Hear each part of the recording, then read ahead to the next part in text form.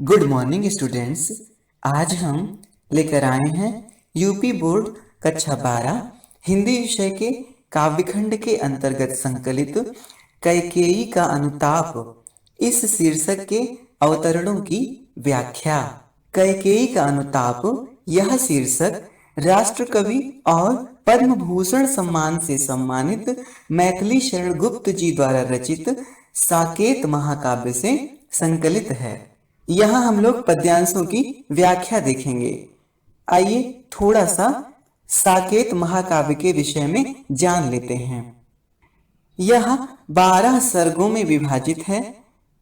यह तुलसीदास जी के रामचरितमानस के बाद हिंदी का दूसरा बड़ा राम काव्य माना जाता है।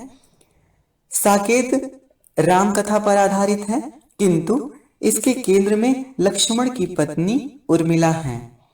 इसकी भाषा परिष्कृत खड़ी बोली हिंदी है। इसमें श्री राम समष्टि का कल्याण करने वाले के रूप में प्रस्तुत किए गए हैं। समष्टि अर्थात सृष्टि यानी सब लोग। साकेत महाकाव्य का जो मुख्य रस है, जो अंगी रस है, वो श्रृंगार रस है, परंतु संपूर्ण महाकाव्य विरह एवं वेदना से ओतप्रोत है। साकेत का मूल लक्ष्य विश्व का कल्याण, धरती पर राम राज्य स्थापित करके इसे स्वर्ग के जैसा बनाना, त्याग और निस्वार्थ प्रेम की भावना की शिक्षा, गिरे हुए उपेक्षित लोगों का परिमार्जन करके इन्हें संसार की दृष्टि में ऊंचे स्थान पर लाना।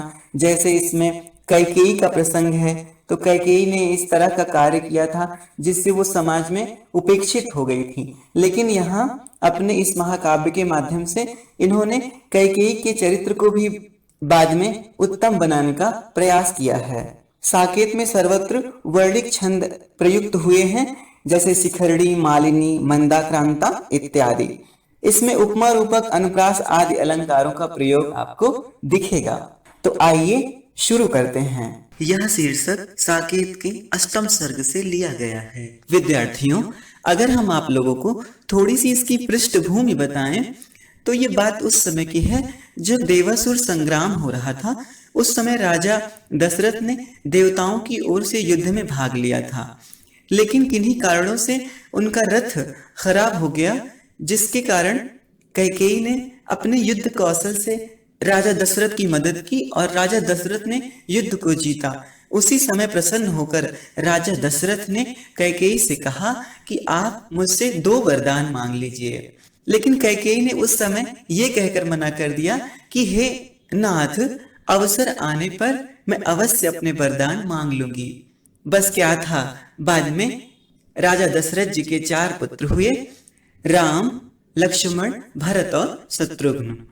राम जी जब राज्याभिषेक के योग्य हो गए तो दशरथ जी ने सोचा कि क्यों ना मैं अब राजपाट श्री राम को सौंपकर वानप्रस्थ आश्रम में अपना जीवन बिताऊं। राम जी बड़े थे और उनका राज्याभिषेक सबको स्वीकार हो गया। ऐसा माना जाता है कि श्री राम जी का अवतार अधर्म का नाश करने के लिए हुआ था। तो देवताओं ने सोचा कि ये तो गड़बड़ हो जाएगी, अगर राम राजा बन जाएंगे तो ये तो राजपाट में लग जाएंगे, फिर ये धरती का कल्याण कैसे होगा इत्यादि उन्होंने विचार किया। फिर कैसे कैसे योजना बनी।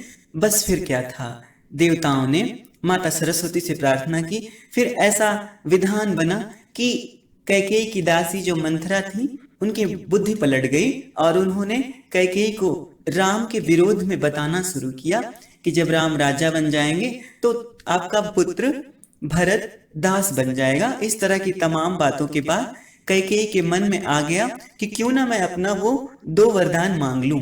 फिर रानी ने राजा दशरथ से 2 वरदान मांगे थे, जिसमें से एक वरदान में राम जी को 14 वर्ष का वनवास और दूसरे वरदान में भरत को राजगद्दी। राजा दशरथ इस वरदान को सुनकर बड़े दुखी हुए, उनका हृदय छलनी हो गया और राम जी इतने सहज थे कि पिता माता की आज्ञा को पाकर वो वन को चले गए। उनके साथ में लक्ष्मण और सीता जी भी वन को चली गईं। उस समय भरत नहीं थे। भरत जब ननिहाल से लौटे, सारा वृत्तांत जब भरत को पता चला तो माता से बड़े खिन्न हुए हुए उन्होंने माता को बहुत फटकार लगाई, बात करना भी बंद कर दिया और जिस योजना के तहत माता ने वरदान मांगे थे, अर्थात भरत राजा बन जाएंगे। भरत ने वो सिंहासन ठुकरा दिया। उन्होंने कहा कि हे माता, ये जगह सिर्फ और सिर्फ श्री राम जी की है। भरत सिंहासन पर नहीं बैठे और वो राम को ही राजा मानते रहे। और फिर सब ने योजना बनाई कि क्यों ना चल के श्री राम जी को वन से वापस लाया जाए। तो ये पूरे अयोध्या के लोग, भरत, माताएं, ये सब लोग राम जी को मनाने निकले हैं। राम जी जो इस समय पंचवटी में निवास कर रहे हैं, बहुत ही सुंदर सा वहां का वातावरण है, वहां निवास कर रहे हैं। तो ये सब लोग यानी ये पूरे अयोध्यावासी भरत के साथ वहां पहुंचे हैं और उसके बाद कैकेयी ने पश्चाताप किया है, उसी को यहाँ गीतबद्ध किया गया है।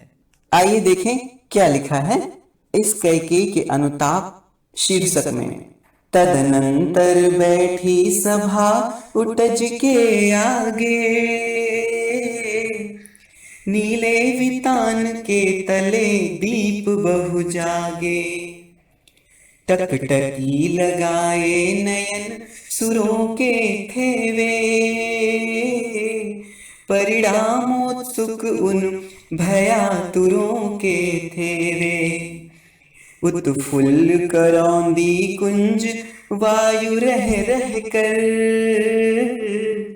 करती थी सबको पुलक पूर्ण मह मह कर। वह चंद्रलोक था कहाँ चांदनी वैसी,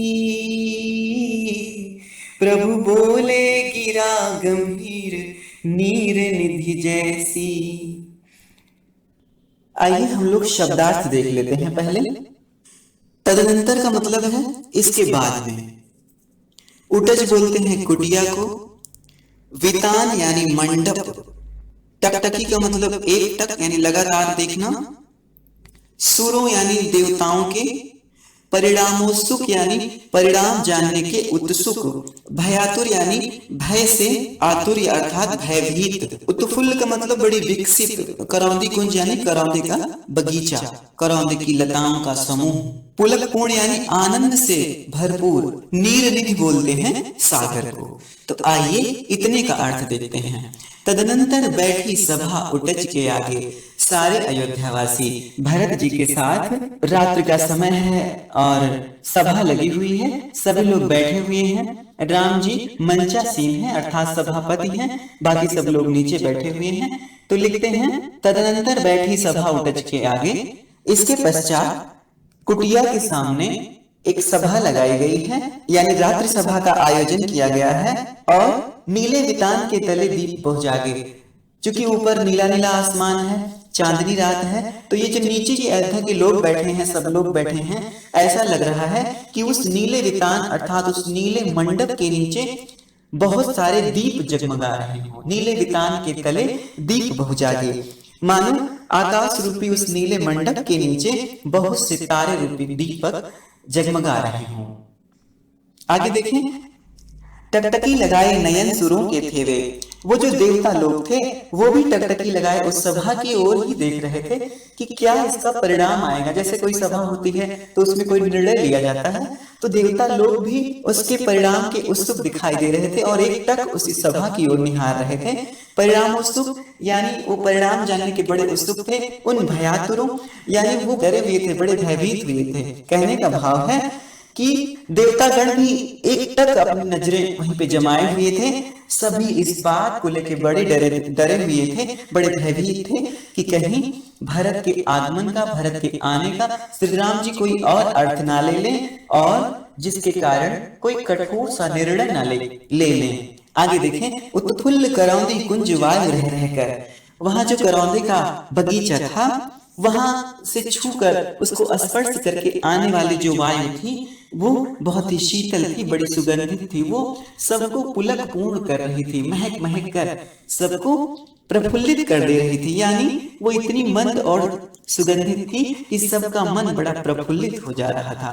उस करौंदे कुंज से, उस करौंदे के बगीचे से आने वाली जो वायु थी वो वहां उन बैठे हुए सभी लोगों को बहुत ही आनंदित कर दे रही थी।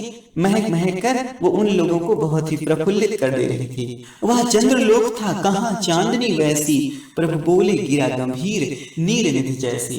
कहते हैं ऐसा प्रतीत हो रहा था कि वो चंद्रलोक था, अर्थात चंद्रमा मानो अपनी पूरी कलाओं के साथ वहां बैठा हुआ था। ऐसी मनोहर सुंदर चांदनी वहां पर थी कि मानो चंद्रमा अपनी पूरी कलाओं के साथ वहां उपस्थित था। कह रहे हैं कहाँ चांदनी वैसी, वैसी चांदनी अन्यत्र कहाँ, अर्थात वैसी चांदनी अन्यत्र मिलना बड़ा कठिन है। और ऐसा लग रहा था कि वो सभा चंद्रलोक हो गई है। प्रभु बोले गिरा गंभीर, नीर निधि जैसी। और इसके बाद सभी लोग शांत थे कि श्री राम जी ने नीर निधि अर्थात सागर, सागर को गंभीरता का परिचायक माना जाता है। तो कह रहे हैं कि उस शांत पूर्ण वातावरण में फिर श्री राम जी ने सागर के समान गंभीर वाणी में, जिस प्रकार से सागर बहुत गंभीर होता है उसी प्रकार से सागर के जैसे अत्यंत गंभीर स्वर में बोलना शुरू किया। देखिए भाषा इत्यादि की चर्चा हम पहले ही कर चुके हैं। इतने में जितना अभी हम लोगों ने पढ़ा इतने में मालिनी छंद है। आइए आगे देखते हैं। श्री राम जी ने बोलना शुरू किया है। कह रहे हैं हे भरत भद्र अब कहो अभीप्सित अपना, सब सजग हो गए भंग हुआ जो सपना। हे आर्य रहा क्या भरत अभीप्सित अब भी, मिल गया अकंटक राज्य उसे जब तब भी। पाया तुमने तरुतले अरण्य बसेरा, रह गया अभीप्सित शेष तदपि क्या मेरा। तनु तड़प तड़प कर तप्त तात ने त्यागा, क्या रहा अभीप्सित और तथापि अभागा। हाँ इसी अयस के हेतु जनन था मेरा, निज जननी ही के हाथ हनन था मेरा। अब कौन अभीप्सित और आर्य वह किसका, संसार नष्ट है भ्रष्ट हुआ घर जिसका। मुझसे मैंने ही आज स्वयं मुँह फेरा, हे आर्य बता दो तुम ही अभीप्सित मेरा। प्रभु ने भाई को पकड़ हृदय पर खींचा, रोदन जल से सविनोद उन्हें फिर सींचा। उसके आशय की था मिलेगी किसको, जनकर जननी ही जान न पाई जिसको। आइए इतने का शब्दार्थ देख लेते हैं। भद्र बोलते हैं श्रेष्ठ को, अभीप्सित यानी मनोकामना अर्थात अभीष्ट, सजग यानी बड़े सावधान सतर्क, अकंटक यानी निष्कंटक अर्थात बाधा रहित, तर बोलते हैं वृक्ष को, अरण्य बोलते हैं जंगल को, तदपि यानी तब भी, तात बोलते हैं पिता को या पिता तुल्य जो हो, तथापि यानी इसके उपरांत, यद्यपि, अभागा यानी भाग्यहीन, अयश बोलते हैं अपयश को, बदनामी जिसको आप कह लीजिए, जनन यानी जन्म, आर्य यानी श्रेष्ठ यानी राम जी के लिए संबोधन है, रोदन जल यानी आंसुओं से, सविनोद यानी बहुत प्रफुल्लित होकर बड़े प्रेम से, आशय यानी अर्थ अर्थात तात्पर्य, था यानी गहराई। आइए अब हम लोग इतने का अर्थ लेते हैं। राम जी ने कहा हे भरत भद्र अब कहो अभीप्सित अपना। राम जी कह रहे हैं अपने अनुज उन भरत से कह रहे हैं कि हे भरत तुम अब अपनी मनोकामना बताओ, अपनी मन की इच्छा बताओ, अपने मन की बात कहो। सब सजग हो गए भंग हुआ जो सपना। वहां बैठे इतना सुनते ही तो वहां बैठे सभी लोग इस तरह से सावधान हो गए जैसे स्वप्न टूट जाने पर लोग सावधान हो जाते हैं, अर्थात जैसे स्वप्न टूट जाए तो मनुष्य जाग कर एकदम सतर्क हो जाता है, वैसे ही राम जी के इस बात को सुनकर वहां बैठे हुए सभी लोग सतर्क हो गए। कहने का तात्पर्य है कि अब श्री राम जी और श्री भरत जी का संवाद सुनने के लिए सब बहुत सतर्क हो गए, अपने पूरे मन से वहां पर उपस्थित हो गए। आगे लिखते हैं, भरत कह रहे हैं, हे आर्य रहा क्या भरत अभीप्सित, अब भी मिल गया अकंटक राज्य उसे जब तब भी। भरत जी कह रहे हैं, हे आर्य भला आप ही बताइए कि मेरी क्या मनोकामना अब शेष रह गई होगी जब मुझे बाधा रहित राज्य मिल गया। भरत कह रहे हैं, हे आर्य अब आप भला आप ही बताइए कि जब मुझे अयोध्या का अकंटक राज्य, एक छत्र राज्य मिल गया है, तो मेरी क्या अभिलाषा हो सकती है। पाया तुमने तरुतले अरण्य बसेरा, हे आर्य आपको वनवास मिल गया, आपको वन में वृक्षों के नीचे रहने की जगह मिल गई। अब आप ही बताइए मेरा क्या अभिप्सित शेष रह गया, मेरी क्या मनोकामना शेष रह गई। तनु तड़प तड़प कर तप्त तात ने त्यागा। भरत जी कह रहे हैं कि हे श्रेष्ठ, पिताजी ने भी तड़प तड़प कर अपना शरीर त्याग दिया। आप ही बताइए कि अब मेरा क्या अभिप्सित रह गया है। अब आप ही बताइए कि इस अभागे भरत की कौन सी वो इच्छा है, कौन सी वो अभिलाषा है जो बची है। हे आर्य मेरा तो सब कुछ पूरा हो गया, मेरे ही आगे मेरे बड़े भ्राता को वनवास मिल गया, मेरे ही सामने मेरे पिता ने तड़प तड़प कर अपने प्राणों को त्याग दिया, मुझे अपने बड़े भाई के होते हुए भी अयोध्या का एक छत्र राज्य मिल गया। हे आर्य हे श्रेष्ठ आप ही बताइए भला मेरी क्या अभिलाषा रह गई। कहने का मतलब है भरत बड़े कष्ट में है, राम जी का वनवास, राम जी को वन में रहता देखकर उनसे सहन नहीं हो रहा है और इसलिए वो अपनी मनोदशा राम जी से व्यक्त कर रहे हैं। आगे लिखते हैं, हाँ इसी अयस के हेतु जनन था मेरा, निज जननी ही के हाथ हनन था मेरा। भरत जी अपने आप को ही कोसते हुए कह रहे हैं क्या कि दुनिया यही तो कहेगी कि भरत को राज्य दिलवाने के लिए उनकी माता ने इस तरह से किया, अर्थात जब जब भी इस घटना की चर्चा होगी तब तब मेरा नाम आएगा, इसी कुयस के लिए ही तो मानो मेरा जन्म हुआ था।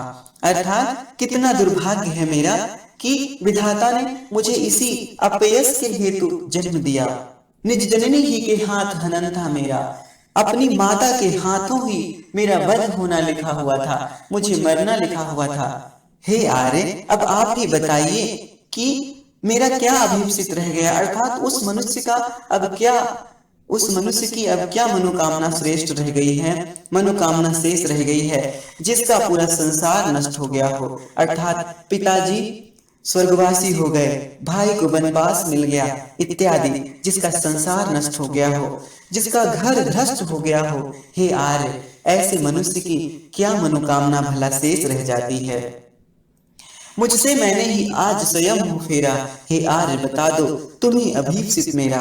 भरत जी आगे कह रहे हैं कि आज तो मैं स्वयं ही अपनी निगाहों में गिर गया हूँ, अपनी मैं स्वयं ही उपेक्षा करता हूँ, अपनी नजरों में मैं स्वयं ही दोषी हूँ। ऐसे में हे आर्य आप ही बताएं कि मेरी कौन सी मनोकामना शेष रह गई है, बची हुई है। भरत की इस तरह की दुख भरी बातों को सुनकर लिखते हैं, प्रभु ने भाई को पकड़ हृदय पर खींचा, रोदन जल से सविनोद उन्हें फिर सींचा। बस क्या था, राम जी भरत के हृदय की सारी भावनाओं को समझ गए और भरत की उन विषादपूर्ण बातों को सुनकर राम जी ने भरत को खींचकर अपने हृदय से लगा लिया है और रोदन जल से सविनोद उन्हें फिर सींचा। और भाई से मिलन होने पर जो प्रेम उमड़ा, उस प्रेम के कारण इतनी प्रसन्नता हुई कि उनकी आंखें भर आई। उस रोने के जल से, उन आंसुओं के जल से भरत को मानो सींच दिया, भरत को भिगो दिया। आगे लिखते हैं, उसके आशय की थाह मिलेगी किसको, जनकर जननी ही जान न पाई जिसको। राम जी भरत की प्रशंसा कह रहे हैं कि जिस भरत को राजगद्दी देने के लिए उनकी माता कैकेयी इतनी परेशान थी, उस भरत का आशय उन्होंने एक बार भी नहीं जाना, उस भरत के मन की बात को एक बार भी उन्होंने नहीं जाना। कहते हैं जिस भरत के मन के भाव को, जिस भरत के आशय को स्वयं उसकी माता न जान पाई हो, भला ऐसे मनुष्य के हृदय की गहराई को कौन नाप सकेगा, कौन समझ सकेगा। कहने का मतलब आमतौर पर यह बोला जाता है कि माताएं पुत्र के विषय में सबसे ज्यादा जानती हैं, पुत्र की कोई भी चेष्टा माताएं अच्छे से समझ जाती हैं, लेकिन यहाँ भरत के हृदय को तो कैकेयी समझ ही नहीं पाई थी। इसलिए राम जी कह रहे हैं उसके आशय की थाह मिलेगी किसको, जनकर जननी ही जान न पाए जिसको। ऐसे मनुष्य के आशय की, ऐसे मनुष्य की हृदय की गहराई को कौन नाप सकेगा जिसको स्वयं जन्म देने वाली उसकी माता न जान पाई हो। कितनी ऊंची बात है। आइए आगे देखते हैं। आगे लिखते हैं, कैकेयी कह रही हैं, यह सच है तो अब लौट चलो तुम घर को, चौंके सब सुनकर अटल के कई स्वर को। सबने रानी की ओर अचानक देखा, वैधव्य तुषारावृता यथा विधुलेखा। बैठी थी अचल तथापि असंख्य तरंगा, वह सिंही अब थी हा गोमुखी गंगा। हाँ जनकर भी मैंने न भरत को जाना, सब सुन ले तुमने स्वयं अभी यह माना। यह सच है तो फिर लौट चलो घर भैया, अपराधिन हूँ मैं तात तुम्हारी मैया। आइए इतने का शब्दार्थ देखते हैं। अटल बोलते हैं जिसे टाला ना जा सके।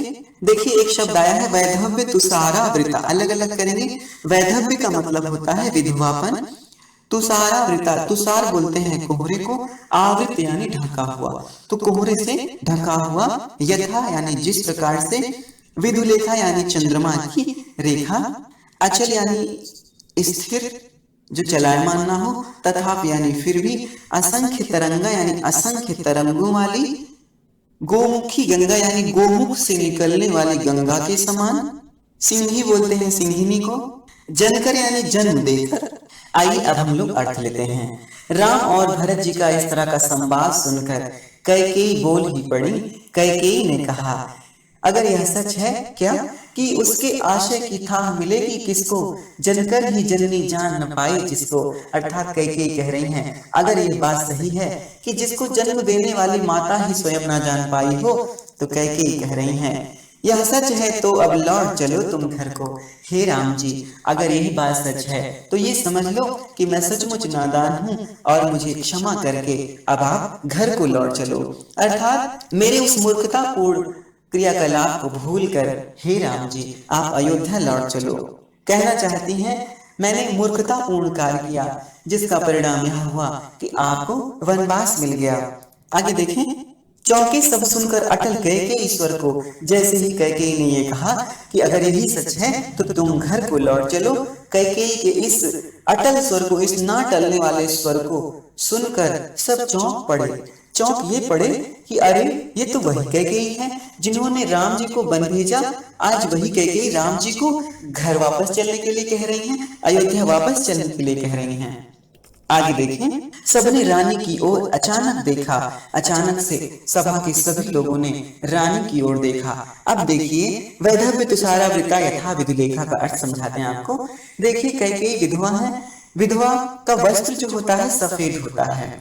सफेद वस्त्र कैकेयी ने पहन रखे हैं, तो उस विधवा रूपी श्वेत वस्त्र में, उस विधवा रूपी सफेद वस्त्र में वो कैकेयी ऐसे प्रतीत हो रही थी जिस प्रकार से घना कोहरा हो और उस कोहरे में चांदनी ढक गई हो, लेकिन चांदनी कोहरे को थोड़ा थोड़ा चीरती हुई दिखाई दे रही हो, उसी प्रकार से कैकेयी दिख रही थी। यानी जिस प्रकार से चांदनी कोहरे के द्वारा ढकी हुई होती है तो दिखाई पड़ती है, जिस प्रकार से कोहरा चांदनी को ढक लेता है फिर भी वो चांदनी थोड़ी थोड़ी दिखती रहती है, उसी प्रकार से कैकेयी उस विधवा वस्त्र में वहां प्रतीत हो रही थी। वैधव्य तुषारावृता यथा विदुलेखा, कह रहे हैं कैकेयी का विधवापन इस प्रकार से प्रतीत हो रहा था जैसे कोहरे से ढकी हुई चंद्रमा की रेखा की भांति, चांदनी की भांति कैकेयी वहां पे दिखाई पड़ रही थी। बैठी थी अचल तथापि असंख्य तरंगा, वह सिंही अब थी हाहा गोमुखी गंगा। कह रहे हैं कैकेयी को देखकर ऐसा लग रहा था कि वो अचल बैठी हुई थी, यानी स्थिर तो बैठी हुई थी, लेकिन मन में उनके असंख्य तरंगे चल रही थी, असंख्य विचार उनके मन में घूम रहे थे। वह सिंही अब थी हाहा गोमुखी गंगा, कह रहे हैं कि जो कैकेयी पहले सिंहिनी की भांति अर्थात सिंहिनी की भांति अपना जोर लगाकर उसने राम जी को वनवास भेज दिया, आज वही सिंहिनी के समान प्रतीत होने वाली कैकेयी बड़ी दीन प्रतीत हो रही थी, गंगा के समान पावन लग रही थी, वह गोमुख से निकलने वाली गंगा के समान पावन लग रही थी। हाँ जनकर भी मैंने न भरत को जाना, सब सुन ले तुमने स्वयं अभी यह माना। कैकेयी आगे जोड़ ले रही हैं, कह रही हैं कि देखिए अभी श्री राम जी ने स्वयं यह माना कि मैंने जन्म देने के पश्चात भी अर्थात माता होने पर भी मैं भरत के हृदय को ना पहचान सकी। अभी श्री राम जी ने भी यही बात कही, हे राम जी अगर आपकी यह बात सही है कि मैं भरत को जन्म देकर नहीं जान पाई तो मेरी मूर्खता को क्षमा करके आप घर को लौट चलो। यह सच है तो फिर लौट चलो घर भैया, अपराधी मैं हूँ तात तुम्हारी मैया। कैकेयी कह रही हैं कि यदि आपकी ही बात सही है अर्थात आप जो कह रहे हैं कि मैं जन्म देकर भी भरत को नहीं जान पाई, उसके हृदय को नहीं समझ पाई, तो हे राम जी आप अयोध्या लौट चलो, अपराधी मैं हूँ तात तुम्हारी मैया। कह रहे हैं कि हे तात हे राम मैं ही तुम्हारी अपराधी हूँ, मैं ही तुम्हारी माता तुम्हारी अपराधी हूँ। कहने का तात्पर्य है इतनी दीनता प्रकट कर रही हैं कि कैसे भी कैसे करके श्री राम जी उनको क्षमा कर दें और घर वापस लौट चलें, नहीं तो लोग भरत को ही दोषी समझेंगे। भरत के ऊपर का कलंक मिटाने के लिए आज कैकेयी पूरी तरह से श्री राम जी को अयोध्या वापस लौटाने के लिए तत्पर दिख रही हैं, जिससे भरत को संसार कालांतर में दोषी ना कहे। देखिए इसके ऊपर वाले पद्यांश में और इस पद्यांश दोनों ही पद्यांश में मंदाक्रांता छंद था और बाकी काव्य सौंदर्य की चर्चा हम ऊपर कर ही चुके हैं। प्रिय विद्यार्थियों इस शीर्षक का शेष भाग हम अगले वीडियो में देखेंगे। आपको ये वीडियो कैसा लगा हमें अवश्य बताएं। अगर वीडियो पसंद आए तो लाइक करना ना भूलें। अब आपसे विदा लेते हैं, धन्यवाद।